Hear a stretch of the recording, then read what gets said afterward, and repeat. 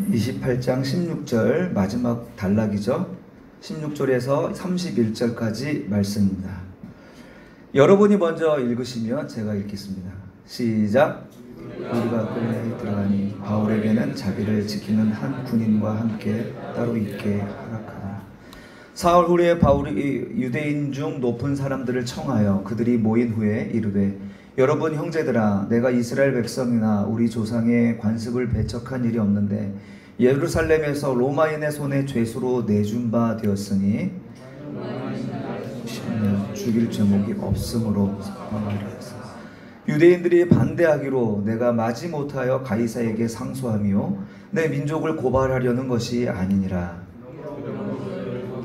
이야기하라고 청했으니 이스라엘의 소망으로 말미암아 내가 이스라엘에서 예인받았다. 그들이 이르되, 우리가 유대에서 내게 대한 편지도 받은 일이 없고 또 형제 중 누가 와서 내게 대하여 좋지 못한 것을 전하든지 이야기한 일도 없느니라.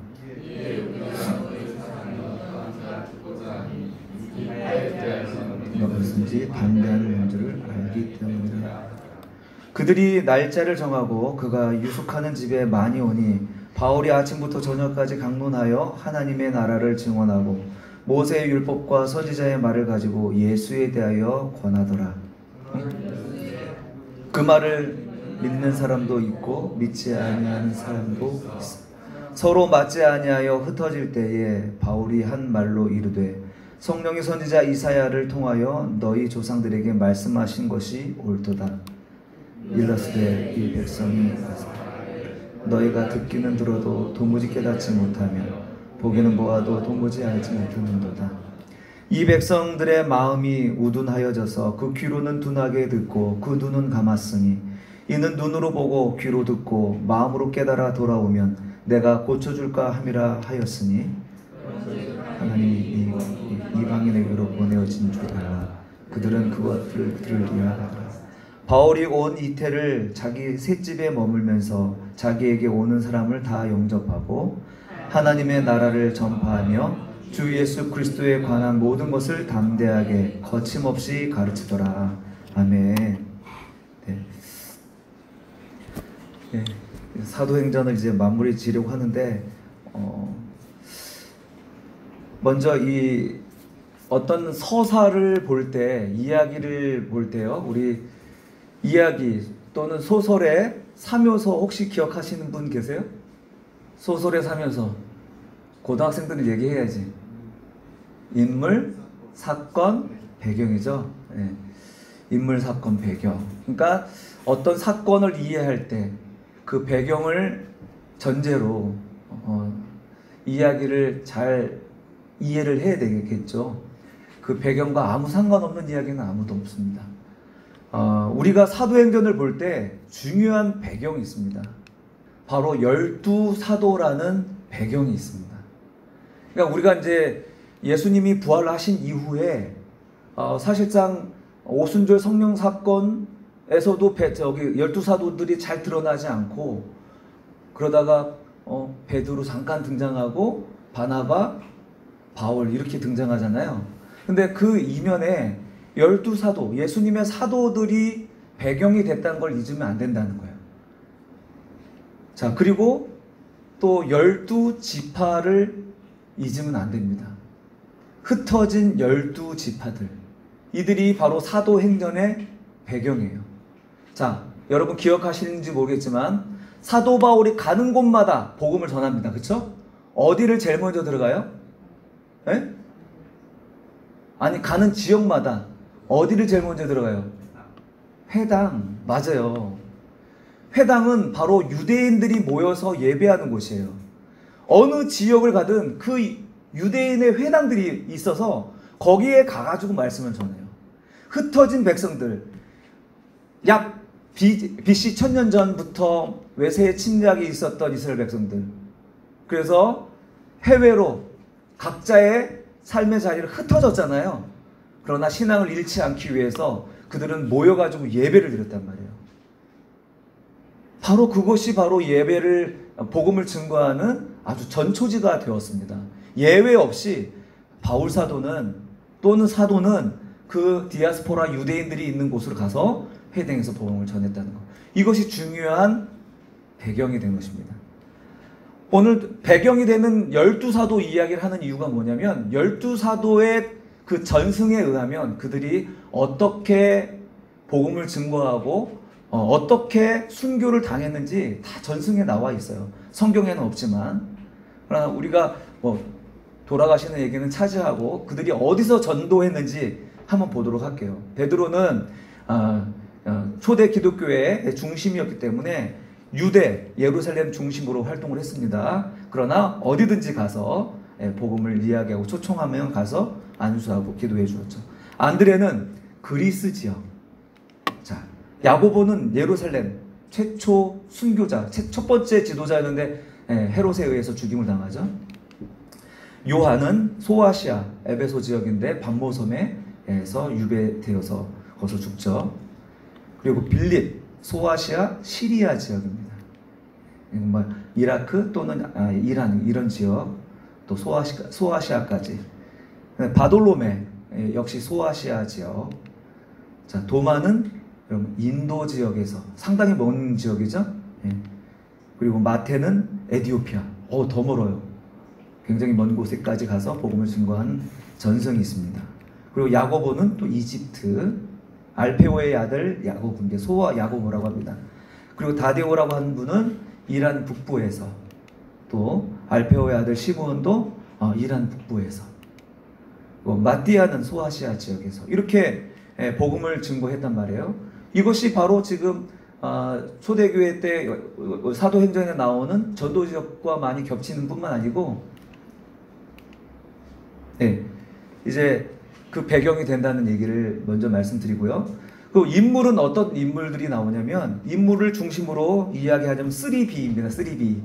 베드로, 바나바, 바울. 이렇게 중심이 이동하는 걸 알 수 있죠. 처음에는 베드로 중심으로 이야기가 진행되다가 그 다음에 안디옥으로 이어져서 안디옥에서 바울로 넘어가는 이런 인물이 이야기의 배경입니다. 그 다음에 사건은요. 사건은 예루살렘 중심으로 이야기가 되다가 이제 안디옥으로 그 무게 중심이 옮겨가죠. 전도 여행을 하면서 에베소서가 매우 중요해져요. 에베소서가 이야기의 중심이가 되고, 나중에는 이제 말미에 가면은 이제 로마가 그 모든 선교의 중심이 될 거다라는 예고편을 우리가 듣고 끝나죠. 사도행전이. 바로 이렇게 사건이 이런 중심으로 장소의 이동을 통해서 가게 된다는 것입니다. 자, 그림을 한번 보시면요. 저 지금 여기 이스라엘이 어딘지 혹시 아시겠어요? 자, 눈으로 한번 찾아보세요. 저 큰 아프리카와 이 아라비아 반도가 만나는 저 지역이 바로 이스라엘입니다. 이스라엘. 그 이스라엘에서 아까 우리가 12사도들이 다녔던 지역들을 대충 동그라미 치면은 북쪽이랑 그리고 동쪽이랑 남쪽입니다. 자, 남은 곳은 어딜까요? 보니까 서쪽이죠. 서쪽. 사도행전의 이야기는 바울을 중심으로 서쪽으로 가는 이야기가 기록되고 있어요. 그래서 1차 전도의 여행은 소아시아 지역으로, 그리고 이제 빌립보 지역으로, 아가야, 고린도, 그러다가 이제 저쪽 보면 신발 장화 같은 지도 보이죠? 이탈리아입니다. 이태리, 로마입니다. 로마. 그리고 나중에 복음이 어디까지 흘러가요? 영국으로 가죠. 선교의 이동이 어떻게 가요? 점점 서쪽으로 가죠. 영국에서 어디로 갑니까? 미국으로 가죠. 자, 미국으로 가서 어디로 가요? 한국으로 오죠. 점점 이 선교의 방향이 이제 지금 북쪽과 동쪽과 남쪽이 아닌 이제 서쪽이 비어 있는데 이쪽으로 향해서 막 가고 있는 거예요. 자, 서쪽으로 간다 할 때 딱 생각나는 게 여러분 있어야 돼요. 뭐냐면 에덴의 동쪽입니다. 인간이 타락하고 인간이 죄를 지었을 때 인간은 어디로 떠납니까? 에덴의 동쪽으로 가는 거예요. 그가 회개하여 돌아갈 때는 에덴에서 에덴을 향하여 서쪽으로 가야 되는 거 아닙니까? 바로 이 사도행전의 이야기는 바로 하나님께서 이루신 구원을 알아듣는 존재들이 서쪽으로 주의 지성소 앞으로 나아가는 이야기가 또한 사도행전이라고 이야기할 수 있겠습니다. 그러니까 이제 오늘 이 인물, 사건, 배경, 이 모든 부분에서 부각이 되어야 되는 것은 사람이 아닙니다. 성령 하나님이십니다. 성령 하나님이 그 모든 배경의 주체가 되셨어요. 성령 하나님이 이 인물과 사건의 장소의 중심을 옮기셨어요. 사람이 아니에요. 사람에게 집중하면 우상 숭배가 돼요. 그리고 성령 하나님의 인도하심에 순종하는 사람에 의해서 하나님의 그 말씀에 성령의 감동을 그냥 무시하지 아니하고 예민하게 그 음성을 붙잡고 나에게 주신 음성으로 붙잡고 가는 사람의 이야기가 사도행전인 것입니다. 그래서 오늘 이 사도행전을 마무리하면서 빠르게 한번 리마인드 하겠습니다. 1장부터 28장까지 장제목이라도 한번 보세요. 제가 이거 안 하려고 했는데 우리 사모가 너무 재밌었대요, 사도행전을. 그래서 다시 한번 좀 정리 좀 해달라고. 그래서 오직 한 사람을 위해서 죄송합니다. 자, 우리 1장에 보면은 이제 예수께서 부활하신 예수님이 500명의 제자들 앞에서 승천하시고 또 가룟 유다의 최후가 있고 그 다음에 마띠아가 새로 선출되어서 12명이 세워지는 이야기가 있습니다. 2장에 보면 오순절 성령 강림 사건이 있습니다. 거기서 베드로의 설교가 일어나면서 많은 사람들이 회심하여 돌아오는 일이 있죠. 거기서 교회가 형성되는 장면을 우리가 목격하게 됩니다.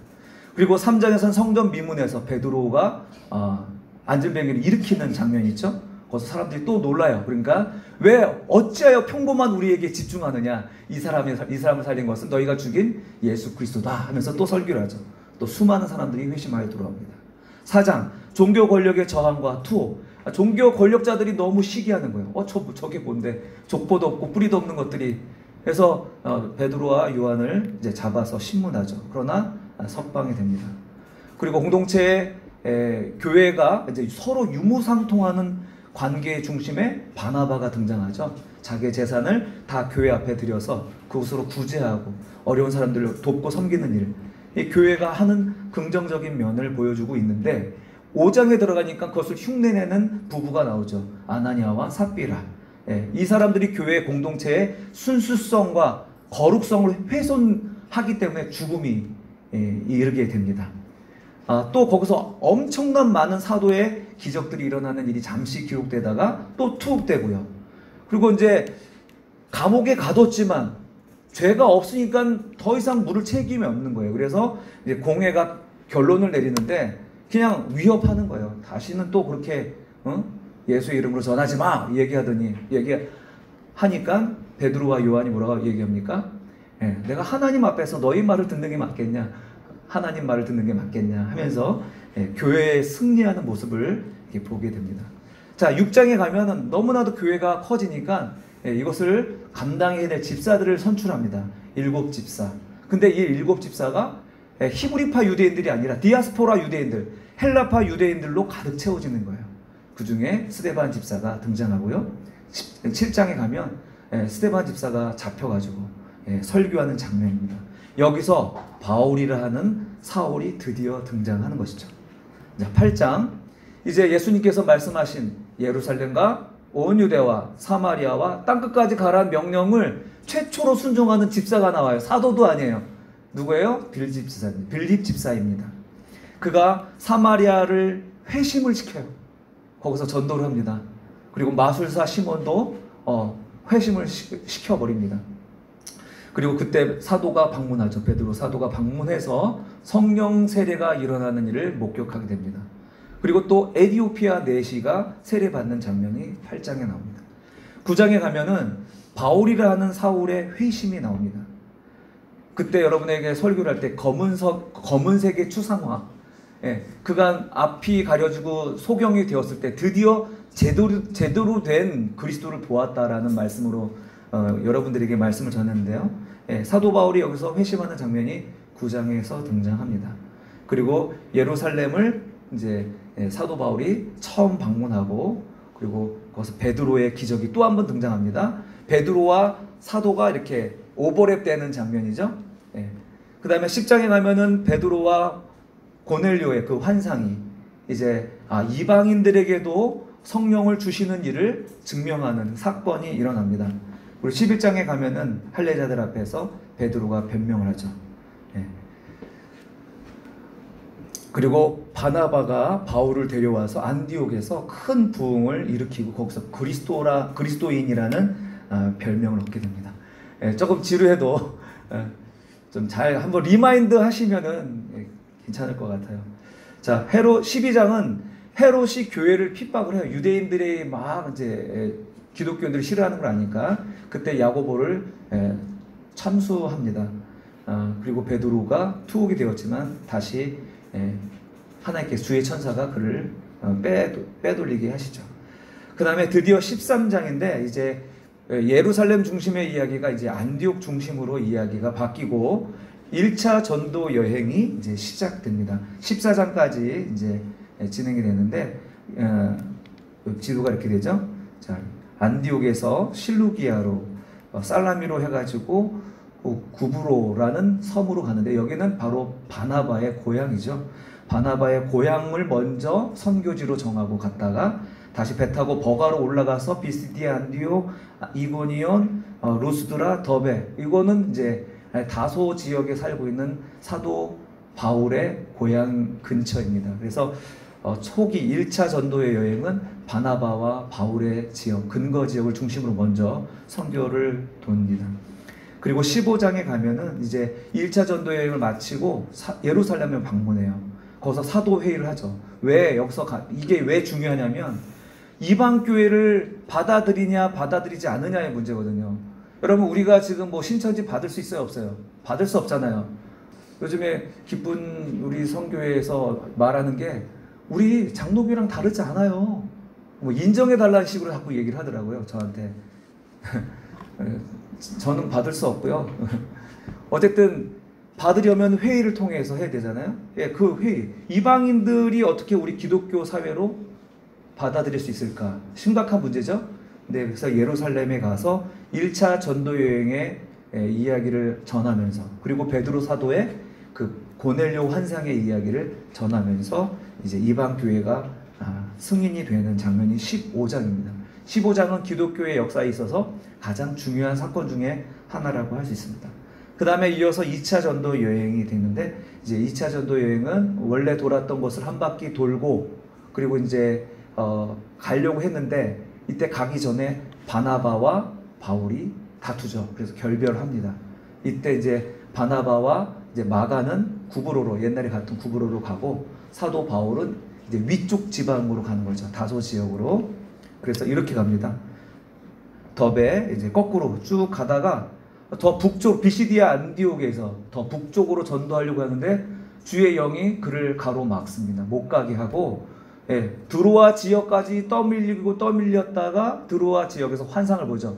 마게도니아인이 이쪽으로 건너와서 우리를 도우라.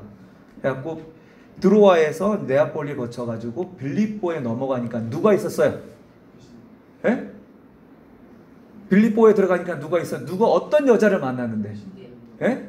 루디아, 맞아요. 루디아라는 자매를 만나서 거기 그 지역에 최초 교회가 세워지죠.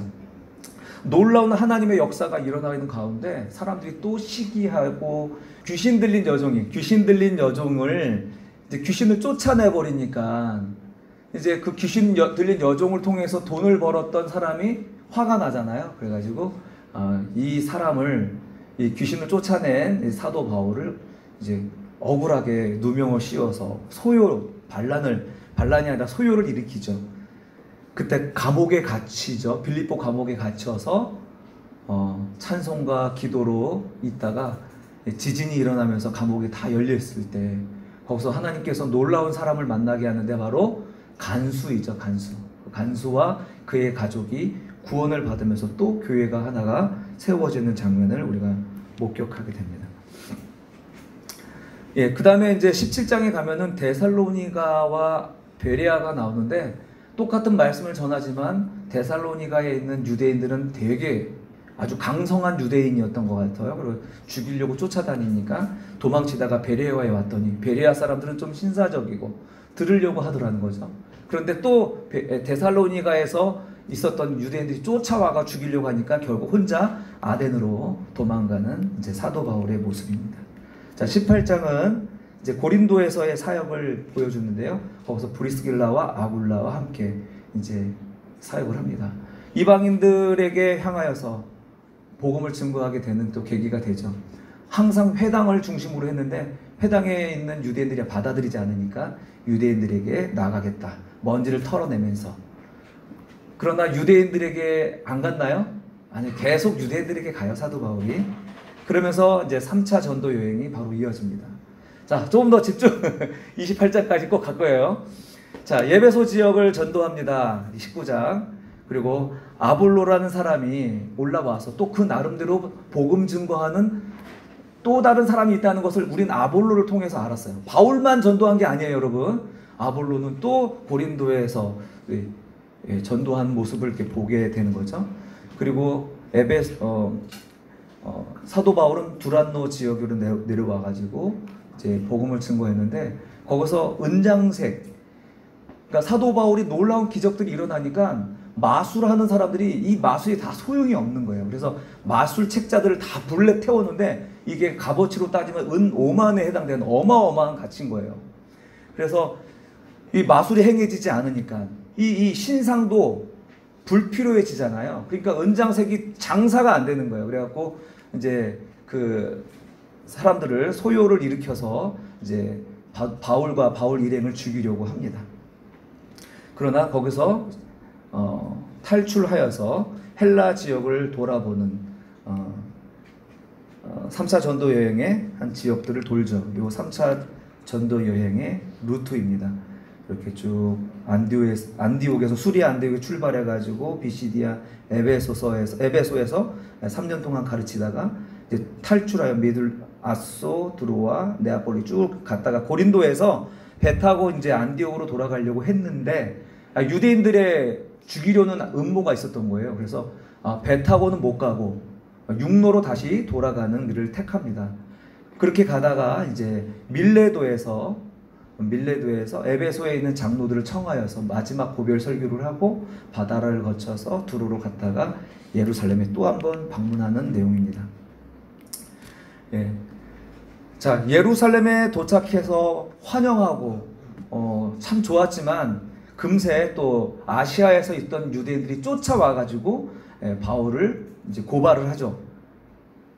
이제 천부장과 로마 시민권이라고 제가 제목을 붙였는데 22장에서는 바로 이제 천부장 앞에서 변호하는 자기 자신을 변호하는 바울이 나옵니다. 이때 로마 시민권을 이용해서 24장에서는 벨릭스 앞으로 가도록 이제 호송을 받죠. 24장에서 벨릭스 앞에서 25장은 또 피고발 당하여서 총독 베스도 앞에서 서게 되고요. 아그리파 왕 앞에서 변명하게 되고요. 그리고 재판이 종결되는 것이 26장입니다. 그리고 27장과 28장은 이제 로마로 가는 루트입니다. 28장은 이제 우리가 읽었던 마지막 장, 로마에 도착해서 복음을 증거하는 것. 여기까지입니다. 고생하셨습니다. 네, 이제 시작이에요. 자, 이렇게 배를 타고 가이사랴에서 시돈에 갔다가 수리아 안디옥 거기를 지나 무라에 도착해서 니도에서 미향까지 갑니다. 미향에서 알렉산더 배라는 배를 타고 이제 로마로 가야 되는데 미향을 떠나자마자 유라굴로를 만나죠. 유라굴로 표시가 저기가 아니에요. 유라굴로는 저쪽 그 섬 내륙에서 불어온 바람이기 때문에 표시가 좀 잘못되어 있는 거고요. 어쨌든 알렉산더 배를 타고 가는데 알렉산더가 뭐죠? 당시의 최고의 황제 아닌가요? 알렉산더 황제. 그 이름을 붙인 배를 타고 가다가 광풍을 만난 것입니다. 자, 오늘 본문을 살짝 말씀드릴게요. 오늘 본문의 내용을 보면은 바울이 지금 로마에 도착했잖아요. 로마에 도착했을 때 로마 현지의 유대인들은 어떤 사람이었죠? 그들은 그리스도 교회 이야기를 알고 있었어요? 몰랐어요? 알고 있었어요. 이미 아까 말씀드렸어요. 배경은 우리 12사도가 있잖아요. 그리스도의 이름이 이미 사도가 가지 않았어도 이미 알고 있었고요. 복음이 전달된 상태죠. 그 다음에 어디서든지 반대자들이 있다는 것도 알고 있었죠. 그 다음에 바울은 누군지 모른다. 예, 지금 로마 현지의 유대인들은 그런 상태예요. 그럼 바울은 어떻게 변론하냐? 로마인들은 나에게 무죄를 선고했다. 그쵸? 근데 유대인들이 나를 반대한다. 그래서 어쩔 수 없이 가이사에게 상소하여 여기까지 쫓겨왔다. 내가 유대 민족을 고발하려고 온 게 아니다 하면서 유대인들을 다독이죠. 그러면서 유대인들에게 약속을 정하여 복음을 증거합니다. 그 복음의 내용이 뭐였죠? 복음의 내용 따라합시다. 하나님의 나라, 두 번째 예수 그리스도. 예, 복음은요 다른 게 아닙니다. 복음은 하나님의 나라와 예수 그리스도입니다. 사도 바울이 자기에게 오는 유대인들에게 말한 복음은 뭐냐면 모세의 글과 선지자의 글이 예수에 대하여 어떻게 얘기하는가를 말한다고 이야기하잖아요. 오늘 본문에서 복음은 하나님의 나라와 바로 성경 곳곳에 기록된 예수의 이야기라는 것을 두 번이나 얘기하고 있어요.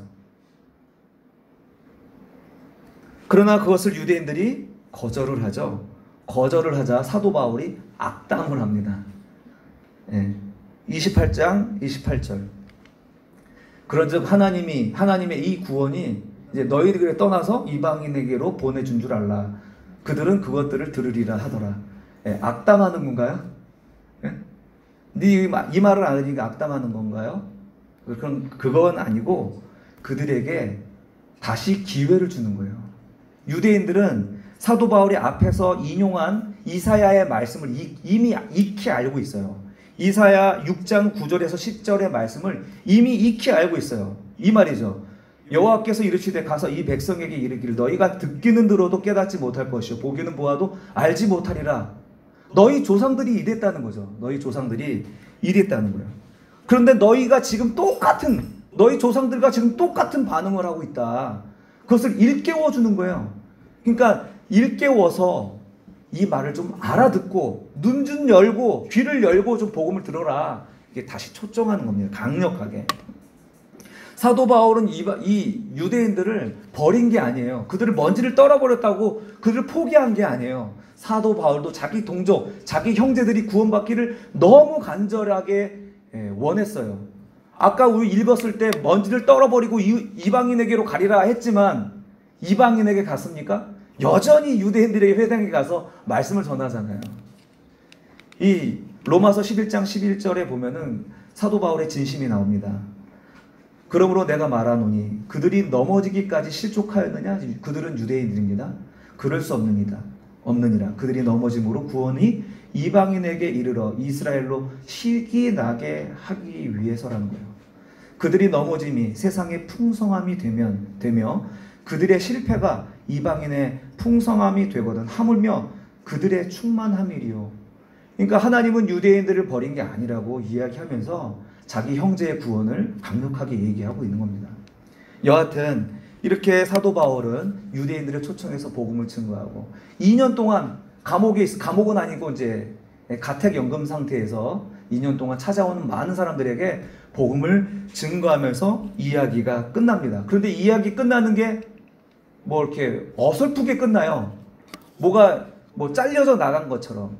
그래서 우리 통합 측에 있는 교회들이 많이 액트 29라는 이름으로 많이 이제 사도행전적 선교, 전도를 이야기하기도 하죠. 왜냐하면 사도행전이 28장이 끝났지만 이제 29장은 저와 여러분이 써내려 갑시다. 왜? 28장의 마지막이 미완성으로 끝났기 때문이거든요.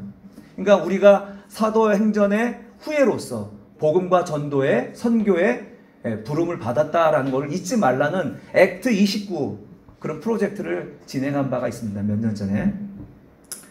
사랑하는 성도 여러분, 이제 우리가 사도행전을 마무리하면서 우리가 생각해야 할 사도의 행전을 통해서 우리가 잊지 말아야 할 두 가지를 꼭 기억했으면 좋겠습니다. 그 두 가지, 첫 번째는 복음이 뭐냐 하는 거예요. 복음이 뭐냐. 우리는 항상 복음을 이야기하지만 우리가 복된 소식으로 듣는 것은 성경에 기록된 복음이 아니에요. 이 세상의 복음일 때가 너무 많아요. 복음이 뭐냐 하는 것이 첫 번째 우리가 사도행전 읽을 때 기억해야 될 거고, 두 번째는 뭐냐면 신자가 뭐냐 하는 것입니다. 신자가 어떤 존재인가.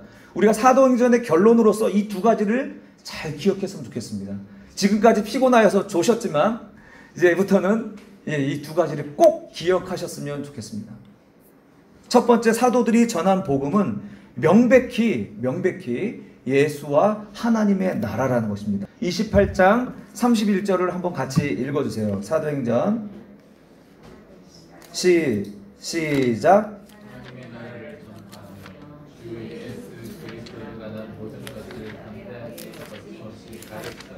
아멘.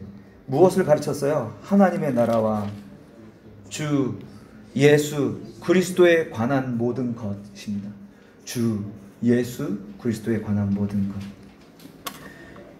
여러분, 우리가 예수를 믿는데 복음 때문에 믿는 거죠. 굿뉴스가 예수와 하나님의 나라가 아니라면 우린 첫 단추를 잘못 낀 겁니다. 헛수고하는 거예요. 인생을 낭비한 거예요. 우리의 복음은 물질도 아니고요, 건강도 아니고요, 장수도 아니고요, 행복도 아니고요, 평화도 아닙니다. 우리의 복음은, 우리가 예수를 믿는 믿음의 이유는 하나님의 나라예요. 세상 나라가 아니고요, 이곳에서 사는 자원이 아니고요, 하나님의 나라라고요. 명백하잖아요. 명백한 건. 왜 어디서 다른 이야기가 나올 수 있어요? 우리 첫 단추를 잘 끼워야지 그 다음 스텝을 밟을 수 있는 거 아닌가요? 하나님의 나라와 성경 곳곳에서 그 약속을, 그 나라를 주시기 위하여 그리스도를 주신 이야기가 성경인 거예요. 성경. 예수는 우리의 도덕적이고 윤리적인 것을 가르쳐주기 위한 교사로 오신 분이 아닙니다. 그의 나라와 자신의 영광을 주시기 위해서 이 땅에 사람의 형상을 입고 오신 것 뿐입니다. 동상이몽.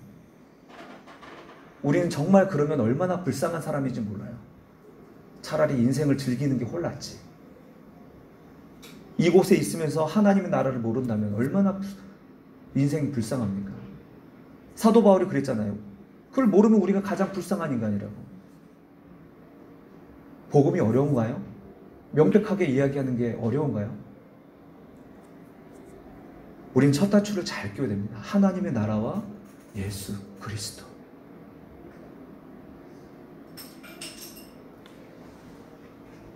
우리가 이 첫 단추를 잘못 끼게 되면 우리는 동상이몽에 머물러 있는 것이고 헛다리 짚는 삶이 되는 것이고요, 유대인들의 전철을 밟게 되는 것이고요, 유대인들이 했던 것처럼 그리스도를 십자가에 못 박는 하나님 반대편에 있는 존재가 되는 것입니다. 우리의 첫 단추를 잘 끼워야 됩니다. 사도들이 전한 복음이 이거예요. 사도행전의 마지막 구절이 이거예요. 두 번째, 우리가 이 사도행전이 우리에게 주시는 교훈은 신자는 어떤 사람인가 하는 것입니다. 우리가 어떤 사람인가, 우리가 어떤 사람인가를 좀 알아라라고 얘기하는 것 같아요. 누구를 통해서? 사도 바울을 통해서. 사도 바울이 얼마나 놀랐습니까? 근데 그 사도 바울이 위대해서가 아니라요, 하나님이 신자 한 사람을 그렇게 위대하게 쓴다는 하나의 모델인 거예요. 할렐루야. 인생의 실체를 알고 하나님도 아는 자가 신자입니다. 한번 따라할까요? 신자는 누구냐면 인생의 실체를 알고 하나님도 아는 자. 이 두 가지 조건이 다 만족돼야 돼요. 자, 인생의 실체가 뭡니까? 인생의 실체는 사도행전 27장에서 보여주는 그림이랑 똑같습니다. 바람에 떠밀리고, 그리고 바다 폭풍우 속에서 거덜나는 인생이에요. 그걸 제가 이렇게 정리했습니다. 한번 볼까요? 요즘 쇼츠가 많이 인터넷에서 나오는데 전 쇼츠 같아요. 우리 인생을 보여주는. 예, 27장 18절 짐을 버립니다. 19절 배의 기구를 버립니다. 자, 이 배의 이름이 뭐라고 그랬죠? 알렉산더. 황제의 배입니다. 이 세상을 상징하는 황제의 배예요. 그 배에 올라타면 저기 어디든지 갈 수 있고 성공할 수 있고 만족할 수 있는데 그게 어떻게 거덜나는가를 유라굴라 폭풍을 통하여서 보여주는 거예요. 여지없이. 그래서 꼭 필요한 줄 알았던 그 모든 것들이 이제 짐으로 여겨져서 버려야 돼요. 바다에. 18절. 그 다음에 배의 기구들은 뭡니까? 어떻게 보면 문명의 상징이고 기술들이고 능력들이고 이런 것들이잖아요. 그런데 이 인생의 폭풍을 만나면 아무것도 아니에요. 기구들도 버리는 것입니다. 거룻배는 구조선입니다. 구조배, 조그만 배. 근데 이것도 버려야 되는 것입니다. 스스로 구원할 수 없다는 사실을 보여주는 장면이죠. 그 다음에 27장 28절에 보면은 배불리 먹고 나머지 식량들을 다 바다에 버려요. 우리 인생은 하루 먹을, 한 끼 먹을 일용할 양식 외에 필요하지 않은 존재라는 걸 보여주는 거죠. 40절에 보면은 닻을 끊어버립니다. 이제 어떻게 보면은 마지막 하나의 생명줄과 같은 건데 이제 그것마저 끊어지고 이제 이물과 저물이 만나는 지점에서 배가 파손되는 장면이 41절입니다.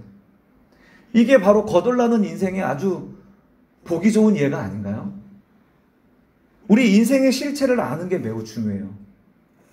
그런데 인생의 실체만 안다고 되는 건 아니에요. 하나님도 알아야 돼요. 근데 첫 번째 일만 아는 사람은요, 철학자는 될 수 있어요. 그러나 그는 구원받는 신자는 될 수 없습니다. 우리의 인생에 대하여 어디에서 와서 어디로 가는가 말할 수는 있잖아요. 그러나 신자, 구원받는 자는 될 수 없습니다. 그러나 두 번째 아는 사람은 있을 수 없습니다. 하나님만 아는 사람은 있을 수 없어요. 하나님을 참되게 아는 사람은 인생에 대한 인생의 실체를 너무나 잘 알기 때문이죠. 그러니까 우리가 참으로 철학자에서 머물면 안 돼요. 우리는 바로 하나님을 아는 자리에까지 갈 때 드디어 우리의 인생의 실체를 알고 우리를 지탱해 주시는 하나님을 우리가 알게 되면 우리가 어떤 존재냐면 바로 우리가야말로 선장이라는 것입니다. 선장. 사도 바울이 거기에 죄수의 몸으로 알렉산더 배에 타고 있습니다.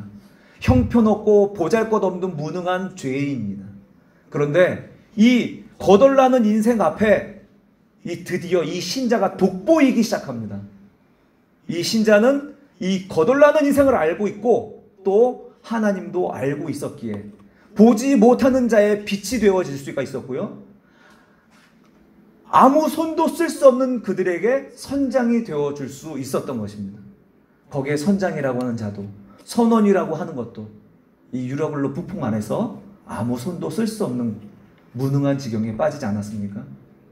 여러분, 신자가 어떤 사람이냐면 바로 이와 같이 평소에는 잘 몰라요. 거덜나는 삶을 살고 떠밀려가는 인생을 만나게 될 때 거기서 비로소 진가가 드러나는 거예요. 우리가 그런 사람입니다. 그런데 우리가 세상 사람들 앞에서 우리야말로 거덜난 인생처럼 절망하고 있으면 되겠습니까? 하나님 없는 사람처럼 소망 없이 울면 되겠습니까? 우리가 인생에 대한 철학을 아는 만큼 하나님도 알게 될 때 인생의 문제 앞에 있는 사람들 앞에 빛이 되어줄 수 있고 선장이 되어줄 수 있습니다.